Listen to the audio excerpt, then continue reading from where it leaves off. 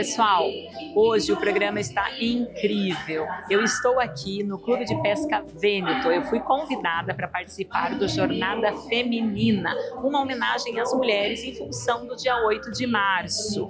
Eu vou falar sobre a mulher no mercado de trabalho, trazer bastante informação sobre o empreendedorismo feminino e é óbvio que gestão financeira vai ser o core dessa apresentação. O programa vai ser sobre isso. Espero que vocês gostem.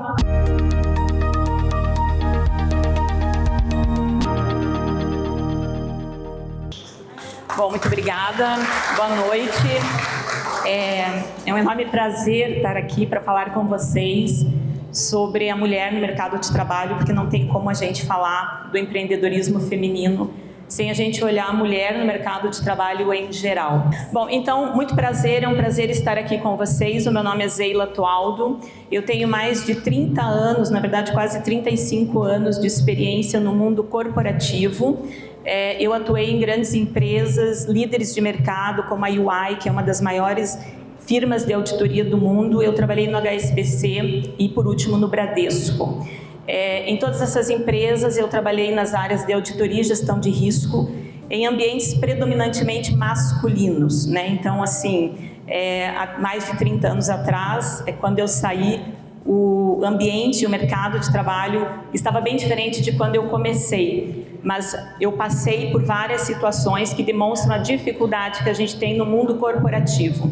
Em 2023, eu saí do mundo corporativo, foi uma saída antes do momento que eu queria que fosse, mas foi no momento certo, e aí foi quando eu consegui empreender com o meu filho. O meu filho sempre queria empreender e ele queria empreender comigo, e eu falava para ele: filho, você não tem experiência, eu não tenho tempo, essa equação não vai fechar. Quando eu tive a saída do mundo corporativo, eu me transformei, foi um momento de transformação, foi um momento de eu me reinventar, e eu vi ali a oportunidade de empreender com meu filho. Foi quando a gente abriu a Copenhagen aqui em Santa Felicidade, uma franquia de chocolates, e nesse momento eu comecei uma nova jornada, né? A gente abriu a loja em 2024, em 2025 eu tive a oportunidade de estrear um programa na Rede TV Paraná. Inclusive, né, o pessoal da Rede TV está aqui fazendo a cobertura dessa minha palestra, porque ela vai virar um dos meus programas que passa na TV. Eu tive essa oportunidade de estrear um programa de TV justamente para compartilhar, né, todo o conhecimento, informação e experiência da minha jornada, tanto no ambiente corporativo como ali depois também no empreendedorismo. Eu também lancei um livro, né, no final de 2025, também trazendo a minha trajetória. Então, assim, sair do mundo corporativo, né, que no momento parecia ser algo assustador ou algo inesperado, ou algo que eu não queria, me abriram várias outras portas e eu não desperdicei nenhuma oportunidade, né? E aí eu lancei o livro também, e eu também atuo, né? Era um plano que eu tinha para quando eu aposentasse lá na frente, mas aí como, né, as coisas foram, né, as situações foram abreviadas, eu atuo também como membro independente de comitê de auditoria, conselho fiscal, comitê de risco, que, né, traz ali toda a minha experiência, toda a minha bagagem para poder ajudar as grandes empresas aí que precisam ter esses órgãos de governança.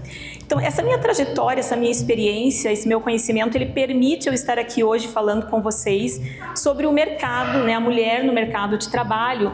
E aí a gente pode passar para o próximo slide, onde a gente fala assim, né, que o ambiente, ele molda comportamento. A mulher, desde que o mundo é mundo, a mulher foi preparada para servir, né? Para servir o lar, para cuidar dos filhos, né? Para tomar conta. A gente não teve, desde lá os primórdios, uma preparação para tomar decisão. Nós não fomos preparadas para tomar decisão. Nós não fomos preparadas para se posicionar, para ter opinião, né? Isso começou muito recente, mas a gente vem de ambientes, né? Desde casa, eu lembro da imagem da minha avó ao lado da mesa, né? Ela fazia as refeições sozinha na cozinha. E quando a família sentava na mesa para as refeições, ela ficava ao lado do meu avô esperando as ordens, né? Então ela fazia o prato dele e ela ficava ali esperando, e ele falava: o guardanapo, a pimenta, o molho. E aí quando você cresce num ambiente assim, você entende, né, de uma forma equivocada, que o seu lugar também é esse lugar de servir, né, de estar ali para cuidar do lar. E aí a gente começa a mudar o comportamento, porque no final, né, ali do século XX, a gente começa a ter alguns movimentos, então a gente começa a mudar o comportamento, a gente estuda, né, eu estudei, e aí entra no mundo corporativo. O mundo corporativo é igual, né, é um ambiente criado por homens para homens. Então, há mais de 30 anos atrás, quando eu comecei carreira, eu olhava, né, os altos cargos todos ocupados por homens, né? E aí o que você faz, né? Num ambiente como esse, você não tem referência feminina, né? E aí eu gosto de comentar, né, a começar pelo meu guarda-roupa, né? As minhas roupas eram todas preto, marrom, cinza, né? Porque eram as cores dos ternos que os homens usavam. Não à toa hoje eu estou inteira de rosa, né? Porque esse ciclo eu quebrei. Mas a gente começa a se esconder, né? E a atuar como eles, né? E não encontrar o seu espaço, porque aquele ambiente vai moldando a gente, né? E aí no próximo slide, se o ambiente, a partir do momento que a gente começa a mudar o nosso comportamento, a gente precisa que o ambiente também mude, né? Então, no século passado, ali, né, no final ali, da metade de 1940, 1950, a gente começa a ver os movimentos das mulheres, né, principalmente na Europa, nos Estados Unidos, pedindo direito a voto, direito de ter opinião, né, o direito de trabalhar. Eu lembro quando eu era criança, eu estou falando isso uns 40 anos atrás, a minha mãe não tinha CPF, né? A mulher não tinha identidade. Ainda hoje, em alguns países, a mulher ainda não tem voz, a mulher ainda não tem posição, né?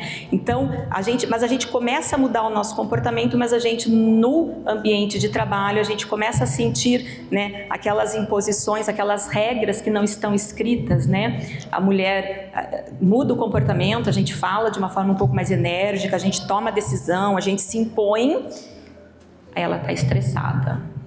O homem não, né? O homem, quando ele age dessa forma, ele é determinado, ele é autêntico. A mulher é louca, né? Se a gente fala um pouco mais alto. Então, por quê? Porque o ambiente ainda não está preparado para a mudança que a gente já fez no nosso comportamento, né? Então, a gente ainda, apesar de toda essa mudança, a gente ainda é requerido. Se você quiser mudar para o próximo slide, aqui a gente começa a colocar também, né? A gente ainda tem o acesso desigual, então você entra, ainda tem muita referência masculina nos altos cargos, a gente ainda é cobrado, né, pela dupla jornada, por mais que você trabalhe, né, a gente sempre ouve, né, vê uma criança ali, né, meio fazendo traquinagem, cadê a mãe dessa criança? Né? Ninguém pergunta cadê o pai, né? Você entra numa casa bagunçada, pô, essa casa não tem mulher? Gente, então assim, a gente ainda tem essa cobrança, e aí no ambiente corporativo a mesma coisa. Eu tenho várias histórias, né? Uma delas, e vou falar assim, menos de 10 anos atrás, numa sexta-feira, eu trabalhando até mais tarde, e o meu colega de trabalho pergunta: Zeila, você não tem que ir para casa fazer a janta da sua família?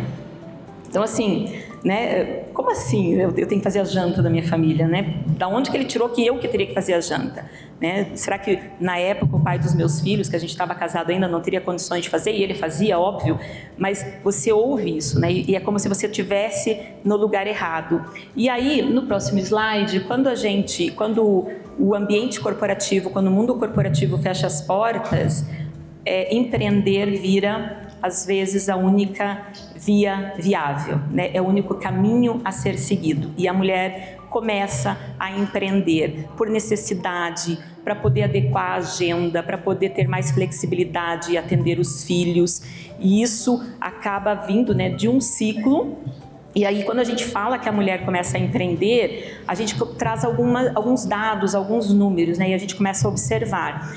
Alguns estudos, tanto do Sebrae quanto do IBGE, eles demonstram que 60% das empresas que abrem, fecham nos 5 primeiros anos, né? Destas, a metade fecha nos 11 primeiros meses. E aí, quando a gente vai avaliar o porquê disso, né, a gente entende que a principal dor do empresário, do empreendedor, e nós estamos inseridas, né, nesse mundo, é a gestão financeira, né? Então, no próximo slide até tem um gráfico. A gestão financeira é a principal dor. E por quê? Porque a gente tem o conhecimento técnico, né? Quem nunca ouviu, né? Olha, eu sei fazer bolo, eu sou confeiteira, mas eu não sei administrar a empresa que tem por trás, né, dos bolos e dos doces que eu faço. Olha, eu sou médica, eu estudei para ser médica, mas eu não sei administrar meu consultório. Porque a partir do momento que você tem uma formação, uma profissão e você empreende, vem junto toda a administração daquele CNPJ. Se você contrata pessoas, se você tem uma assistente, se você tem uma secretária, né? Ou às vezes você pode trabalhar sozinho, mas aí você aceita pagamento em cartão, e aí tem a maquininha, e aí você tem que fazer, né, o controle para saber se a adquirente lá da maquininha, se a empresa repassou os valores certinho para você, e a gente acaba não tendo essas habilidades. A informação não muito boa é que, infelizmente, a gente precisa aprender, sim, sobre gestão financeira, a gente precisa aprender, sim, sobre a administração das nossas empresas. A parte boa é que a gestão financeira, a gente não precisa olhar aqueles indicadores complexos, né? Aqueles números que ninguém entende. A gente tem que olhar o simples, mas a gente tem que entender. E quando a gente fala de controle de fluxo de caixa, é o básico, é o mínimo que o empreendedor tem que fazer. E o que é o controle, né, de fluxo de caixa, que muita gente ouve e não tem ideia do que é isso? É muito simples. O que eu tenho para receber e o que eu tenho para pagar. Hoje, nessa semana, nesse mês, nesse semestre, nesse ano. Nossa, mas tudo isso, sim, você tem que olhar esses números, você tem que entender toda a tua vida financeira ao longo do ano. E para que você precisa isso? Isso vai resolver o problema financeiro do seu negócio? O controle por si só não vai resolver, mas ele vai te trazer a visão de como o seu negócio está e vai trazer de forma antecipada para que você tome a melhor decisão. Então, se você olha teus números e você fala assim, poxa vida, até o final do ano o que eu tenho para receber e o que eu tenho para pagar não bate, né? E isso pode ser sobrar dinheiro, né, estar no azul, ou faltar, né? Então o que eu tenho para pagar é maior do que o que eu tenho para receber. É claro que nessa conta você tem que projetar expectativa de novas vendas. Eu vendo X por mês e aí normalmente uma parte disso eu recebo à vista, outra parte é no cartão, e aí se é no cartão eu vou receber um pouquinho mais lá para frente. A gente tem que planilhar esses números. E aí eu vou ver, poxa vida, eu vou chegar no final do ano bem ou mal. Se eu vou chegar bem, eu começo a planejar crescimento, novos projetos, investimento. Se eu vou chegar no vermelho, se vai faltar recursos, de forma antecipada e preventiva, eu começo a avaliar como é que eu vou resolver isso. Será que eu tenho um equipamento que eu não uso, que eu posso vender e fazer mais dinheiro? Será que tem algumas despesas que eu posso cortar, né? E aí com isso fazer sobrar um pouco mais? Será que eu tenho oportunidade de vender mais, né? Para poder diluir o meu custo fixo? Mas tudo isso eu faço antecipadamente e até pensar se eu não preciso ou se um financiamento, um empréstimo, né, uma operação de crédito não é uma alternativa.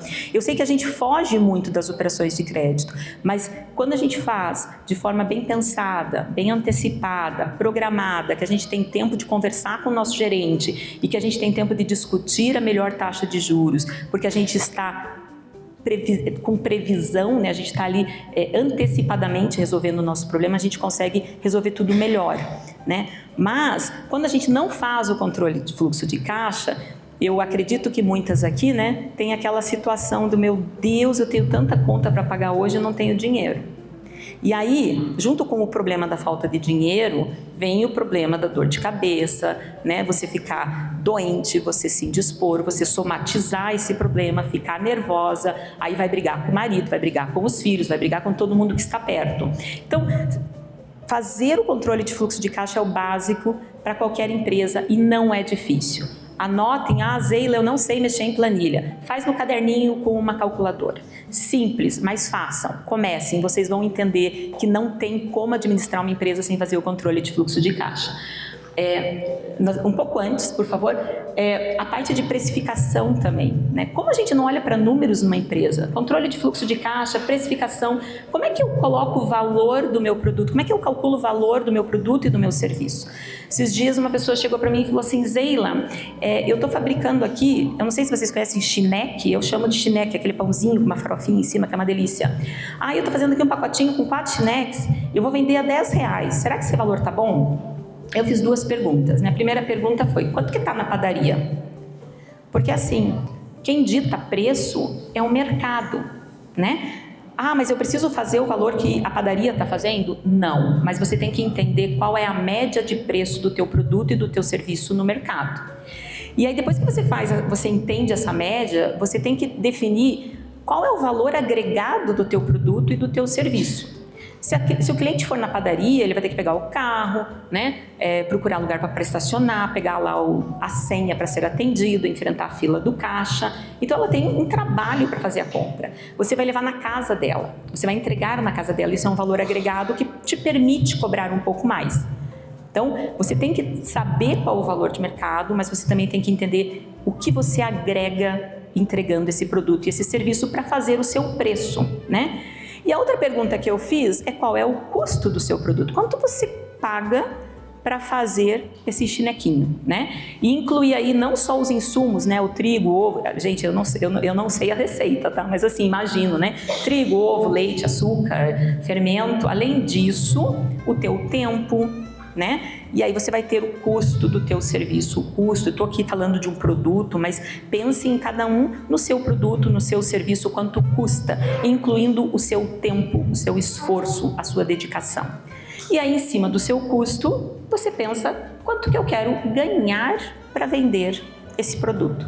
É assim que a gente faz precificação, de uma forma muito simples, parece óbvio, mas se a gente não olha números, se a gente foge dos números, como a maioria das pessoas, a gente não consegue entender esses números. E às vezes eu estou lá vendendo os chineques a R$10 e o meu custo é 15. E aí é claro que a conta não fecha.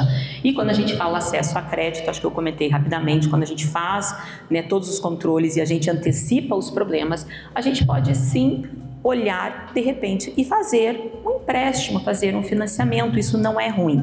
A maioria das pessoas tem medo. Não é ruim quando a gente faz bem pensado, com cuidado, com consciência. E eu imagino que depois vai ter alguém que vai falar aqui sobre, acho que alguém do Sicredi vai fazer uma palestra. Então assim, é uma coisa que às vezes ajuda, né? Eu acho que o banco está ali para nos ajudar a crescer, a aportar mais recursos, mas a gente tem que fazer isso de forma consciente. Tá bom? Empreender deve ser uma escolha consciente, né? Tem que ser vocação e não fuga. Então, infelizmente, a gente vê muito a mulher, por não ter espaço no mercado de trabalho, acaba empreendendo, e aí a gente não pode fazer qualquer coisa. A gente tem que achar aquilo que nos dá prazer, aquilo que nos faz bem, né? E também não adianta eu olhar e falar: meu vizinho tá milionário fazendo tal coisa. Você pode fazer igualzinho ele e não ficar milionário. Por quê? Porque ele conhece do negócio. Então, o importante é você conhecer do seu negócio, é você entender o seu cliente, entender o seu fornecedor, entender o seu mercado. Isso é o mais importante. Se você faz bem feito, faz o controle financeiro, conhece os números do teu negócio, não tem como dar errado. Não é fácil, né? Mas a gente consegue, muitos conseguem. Então, assim, a gente precisa estar ali, né, na rédea curta, com muito controle e com muito cuidado. Preparação é essencial. Então, assim, eu conheço a parte técnica, né? Eu sei fazer bolo, mas eu preciso conhecer de gestão financeira, eu preciso conhecer de marketing, eu preciso conhecer de análise de mercado. Mas eu preciso saber profundamente? Não. Mas a gente precisa ter um conhecimento básico, por mais que você contrate empresas para fazer para você alguns serviços. Você não pode confiar cegamente, porque no final do dia, se o terceiro fizer algo errado, é o seu negócio que está em risco. Então a gente precisa buscar o conhecimento. E rede de apoio, essa é a parte que eu mais gosto. Rede de apoio, quando eu abri a loja, a primeira coisa que eu fiz foi entrar em vários grupos de apoio. Eu acho que aqui, se duvidar, de repente participamos até dos mesmos grupos de mulheres empreendedoras, porque tem um monte em Curitiba, e isso é maravilhoso. Além dos grupos de empreendedores, a primeira coisa que eu fiz na loja foi entrar para a associação, né, aqui do bairro, que é a Associação do Comércio e Indústria de Santa Felicidade, porque onde você se conecta com outros empresários que estão no mesmo ambiente que você, que estão no mesmo lugar e sofrem das mesmas dores. Mas assim, gente, não adianta entrar nas associações, nos grupos de apoio, né, nas redes ali de empreendedores e não atuar. A gente precisa ser protagonista. Não adianta ficar lá no grupo de WhatsApp mandando propaganda do seu negócio. Você tem que participar dos eventos para conhecer as pessoas, olho no olho, conexão. É isso que faz negócio. É a confiança que a gente tem nas pessoas que nos faz crescer e que nos faz estabelecer vínculos e conexões que vão gerar negócios. Então, isso é super importante. No próximo slide, aqui eu acho que já finalizando quase, tenho só mais acho que 2 ou 3 slides, mas eu vou falar bem rapidinho. O que a gente aprende, né? Então, em resumo, acho que só para a gente fechar o raciocínio. O ambiente importa e as estruturas, elas precisam estar preparadas para o novo comportamento da mulher, que não é tão novo, mas é algo que a gente ainda está construindo. A gente acaba empreendendo por necessidade, mas sim, né, se a gente faz o que gosta, se a gente faz as nossas, né, se a gente tem habilidade e a gente cuida do nosso negócio, é muito prazeroso e a gente consegue transbordar isso para outras pessoas. A gestão financeira é a maior dor, é o maior calo dos empreendedores, a gente precisa estar atento, e eu já comentei, não é difícil, agora você precisa começar, né? E escolha consciente, né? A gente precisa ter muita consciência do que a gente vai fazer, como que a gente vai empreender, para onde que a gente vai. No próximo slide, aqui eu vou falar só bem rapidinho, eu falei do livro que eu lancei, no livro eu trago, né, várias situações pelas quais eu passei e eu trago a forma como eu respondi e eu reagi a essas situações, e dessa forma, né, acho que foi o conjunto dessas situações e desses momentos da minha vida profissional que me trouxeram aonde eu estou, né, e eu considero que é uma posição e é um lugar de sucesso, porque, como eu coloco no meu livro, uma das frases que eu adoro falar é que o sucesso, ele não é só de vitórias, mas principalmente de como a gente encara ou reage às derrotas, né? Então, e aí eu trouxe um livro para doar, para fazer aqui um sorteio, uma brincadeira. Quem tiver embaixo da cadeira um cartão, eu vou ter o maior prazer de entregar o livro, e espero que goste da leitura. Quem não achar o cartão, eu estou ali com alguns exemplares, né? Se quiser adquirir, estou à disposição. E também depois eu vou estar por aqui, quem tiver pergunta, alguma dúvida, eu posso sanar as dúvidas de vocês. Já temos alguém? Tem cadeira vazia, né? Não sei, a Kelly que tinha colocado, eu não sei onde ela colocou. A informação que eu tenho... Marli, venha!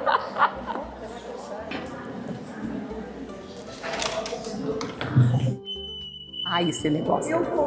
Eu comprei um livro de você, vou lá tomar café e buscar o livro que eu ainda não busquei. É verdade. Acabo de comprar um para dar de presente e ganhei mais um. Olha só. Tenho 3.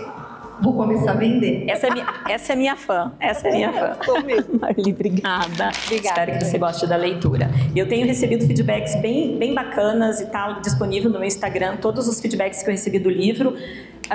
Eu agradeço, peço aqui no QR Code o acesso para o meu Instagram. Acessem meu Instagram, me sigam lá, eu tenho parte de todos os conteúdos que eu divulgo, todos os programas meus que foram ao ar na Rede TV Paraná ao longo de 2025 e até agora em 2026, estão disponíveis também no meu canal do YouTube. O link está no meu Instagram, acessem o meu YouTube, se inscrevam no canal, tem muito conteúdo bacana, tem programa falando de gestão financeira, tem um executivo que veio de um banco lá de São Paulo, ele veio para cá, a gente fez a gravação, a gente fala de reforma tributária, a gente fala de direito trabalhista, tem um programa que ensina a abertura e as características de uma empresa MEI, a gente tem um programa que fala de investimentos, seguros, então assim, tem muito tema bacana, uma conversa bem descontraída, é um programa bem leve, bem gostoso, bem fácil de entender. se inscrevam no canal, né? Ativem lá o sininho para que vocês recebam as notificações quando tiver novas postagens. Assistam, né, os programas inéditos, eles passam na Rede TV Paraná, toda sexta-feira às 21 horas e nas terças-feiras às 17 horas, por isso que eu estou com essa equipe linda aqui me filmando. Então, muito obrigada, eu agradeço o tempo, a paciência e a disponibilidade de vocês. Sucesso a todas! Pessoal, o programa terminou e eu estou com um sentimento de gratidão de poder ter trazido tanta informação para mulheres especiais. Aproveito para deixar aqui o meu abraço e os meus parabéns a todas as mulheres que transformam o mundo com o seu trabalho, com a sua força, mas principalmente com a sua delicadeza e o seu amor. Muito obrigada, até a semana que vem. Um beijo, tchau!